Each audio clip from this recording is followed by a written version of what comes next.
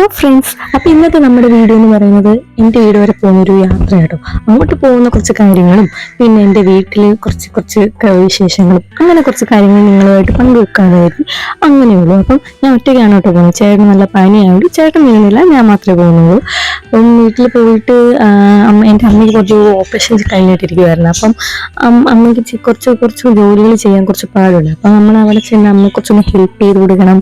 അപ്പം അങ്ങനത്തെ കുറച്ച് കുട്ടി കാര്യങ്ങളാണ് ഇന്നത്തെ വീഡിയോസിലുള്ളത്. അപ്പോൾ പോകുന്ന വഴിയും അപ്പം എൻ്റെ സ്ഥലം എന്ന് പറഞ്ഞാൽ കരുനാഗപ്പള്ളി കേട്ടോ. കരുനാഗപ്പള്ളി പാവുമ്മ എന്ന് പറഞ്ഞൊരു ചെറിയ ഗ്രാമമാണ്. വലിയ ഗ്രാമമാണ്, അത്ര വലിയ ഗ്രാമമൊന്നുമല്ല, ചെറിയ ഗ്രാമം. അപ്പം അവിടെയായിട്ടാണ് നമ്മളൊന്ന് പോകുന്നത്. അപ്പം നമുക്ക് അങ്ങോട്ട് പോയാലോ? അപ്പം നമുക്കൊന്ന് സെറ്റായി റെഡി ആയിട്ട് വന്നാലോ?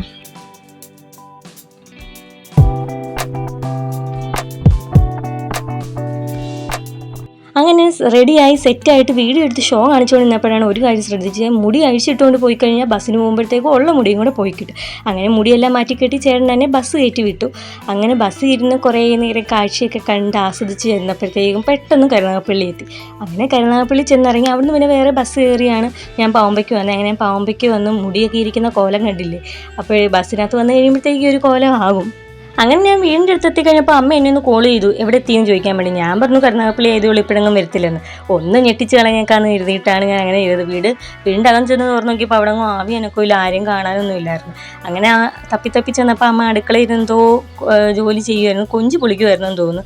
മടി വെച്ചിട്ട് ചെയ്യുന്നതെന്ന് കണ്ടിട്ട് ആരും ഒന്നും വിചാരിക്കല്ലേ, അമ്മയ്ക്ക് വയ്യാഞ്ഞുകൊണ്ട് അമ്മയ്ക്കത് എളുപ്പത്തിന് വേണ്ടി മടി വെച്ച് ചെയ്യുക കേട്ടോ.